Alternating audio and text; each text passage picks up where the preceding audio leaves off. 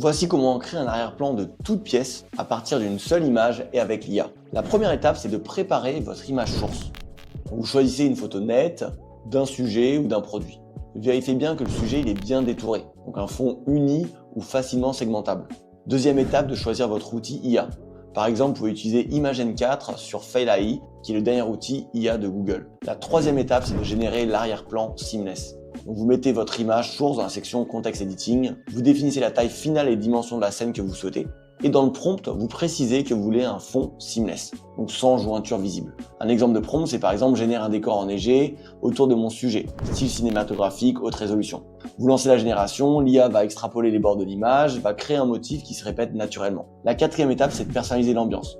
Par exemple, vous pouvez faire neiger, vous ajoutez dans le prompt Make it snow. Vous pouvez aussi changer l'heure ou l'éclairage, en mettant sunset par exemple, ou une lumière de début de journée. Ce qui est fou, c'est que l'IA conserve les traits du sujet, parce qu'il y a un masque qui a été créé autour de lui.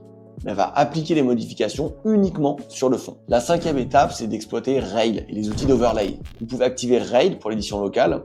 L'IA va donc détecter automatiquement la zone à modifier et va préserver le modèle.